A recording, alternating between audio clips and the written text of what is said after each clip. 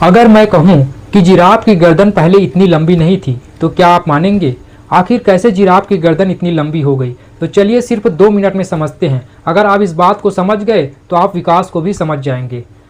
बच्चों जरा सोचिए, अगर आपको रोज किसी पेड़ की ऊंची डाली से खाना खाना हो तो आप क्या करेंगे? आप धीरे धीरे उछलना सीखेंगे, आप धीरे धीरे हाथ ऊपर करना सीखेंगे। प्रकृति में भी ऐसा ही कुछ हुआ है। मान लीजिए कि पहले सभी जिराफ एक समान नहीं थे, किसी की गर्दन छोटी थी तो किसी की गर्दन लंबी थी। जब नीचे के सारे पत्तियां खत्म हो गई तो लंबी गर्दन वाले जिराफ ही जीवित रह गए और छोटी गर्दन वाले जिराफ धीरे धीरे समाप्त हो गए। इसी कारण लाखों वर्षों बाद आज हमको लंबी गर्दन वाला जिराफ ही दिखाई देता है। इसी को ही विकास कहते हैं। एक दूसरा एग्जाम्पल लेकर देखते हैं।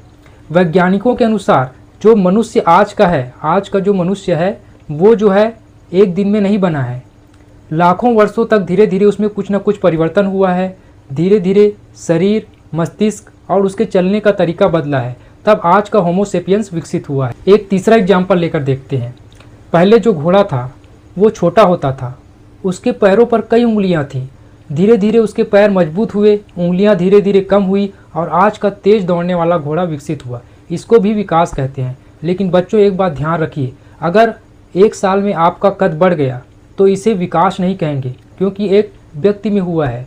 ये जो चीज़ है, कद बढ़ने वाली बात है, वो सिर्फ एक व्यक्ति में हुआ है। लेकिन विकास तब कहलाएगा जब लाखों वर्षों तक उस प्रजाति में परिवर्तन के फलस्वरूप नई प्रजातियां विकसित होगी या नई विशेषताएं विकसित होगी, तभी हम उसको विकास कहेंगे। अगर आपको विकास का डेफिनेशन या इवोल्यूशन का डेफिनेशन पूछा जाए तो आप क्या कहेंगे? जीवों में लाखों वर्षों में धीरे धीरे होने वाले स्थायी परिवर्तन के फलस्वरूप जो नई विशेषताएं विकसित होती है उसे ही विकास कहते हैं।